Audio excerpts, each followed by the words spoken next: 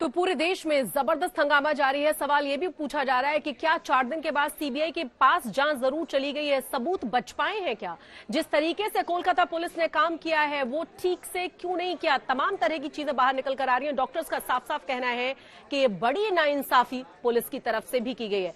सुनिए कोलकाता के डॉक्टर्स का कहना क्या है। और जो इंस्टीट्यूशन में ये काम हुआ है वो कर्तृपक्ष आकर एफआईआर नहीं लॉन्च करेगा और प्रोटेस्ट रिनोवेशन का ऑर्डर देगा। It is very ground of suspicious and also court में जो ऑर्डर कोर्ट ने ऑलरेडी बोला है कि it is the very ground of suspicion regarding the higher authorities regarding principal sir, MSVP sir, dean of students affairs, assistant super on duty उस दिन जो था and HOD of respiratory patient both are under suspicion.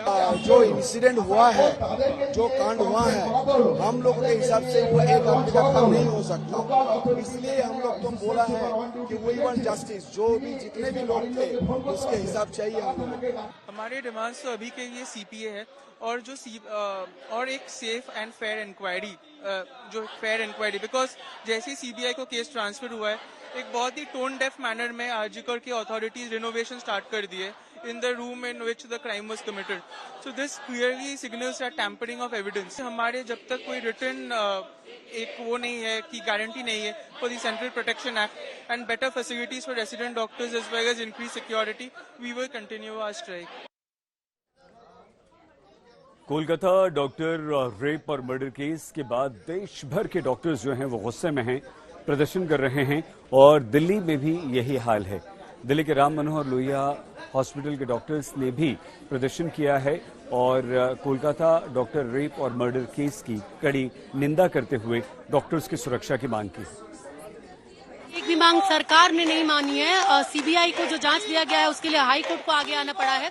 तो हमारी जो पहली मांग थी वो हाई कोर्ट ने दिया, सरकार ने नहीं दिया। दूसरी मांग सीपीए सेंट्रल प्रोटेक्शन एक्ट, उस पे सरकार अभी भी हमें गोल गोल घुमा रही है। कोई भी लिखित आश्वासन अब तक नहीं मिला है, यानी कि हमारी सेफ्टी अभी भी कॉम्प्रोमाइज है। तो हम कैसे काम पे वापस जाए?